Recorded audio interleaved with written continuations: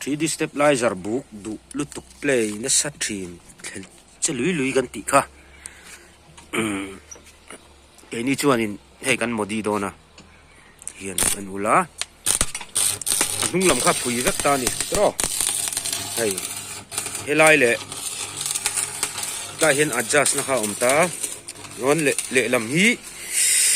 kan la siam lava riat thiam nan le lam hi kan ti langa hei helai hi a phui vek ta ni helai hian fixa tiavat ze tur kha chu thona kha kan du khop ta lo ta ni hetiang hi asli len hian hemi len hian ta hian hol kan zera chuan heti adjust thai hian hnung lama po kan da don ani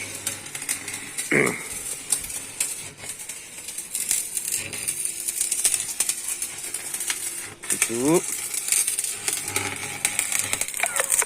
hei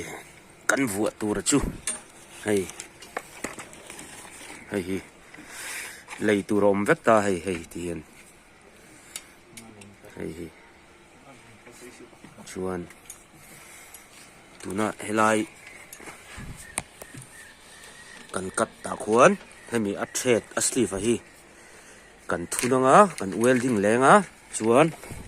power pat hau kha kan vuale bok don ni thaton lutukani ti kha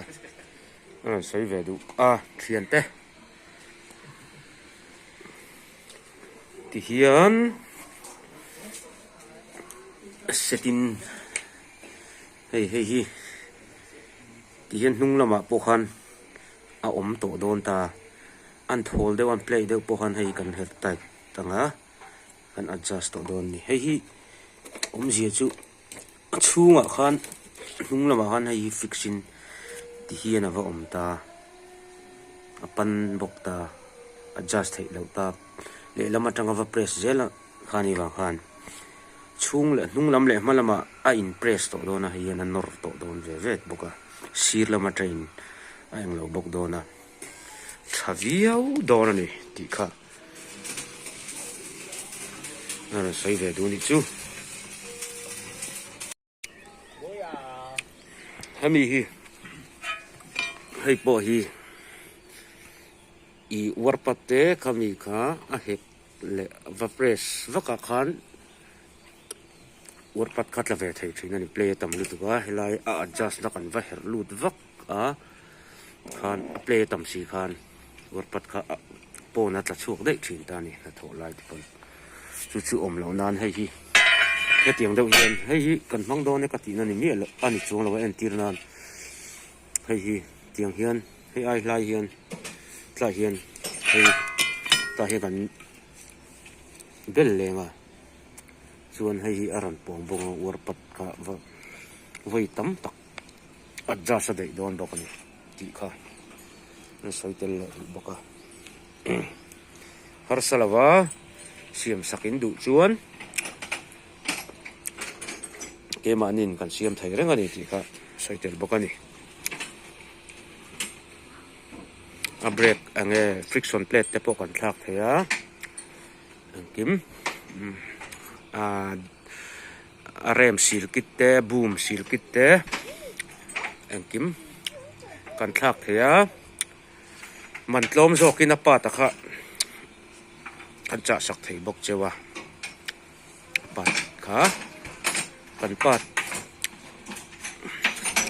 tiang chu ni chu JCB ta hi arai to ni ki a model ki an una ma se at lat chani lat chatak an jungot mai ni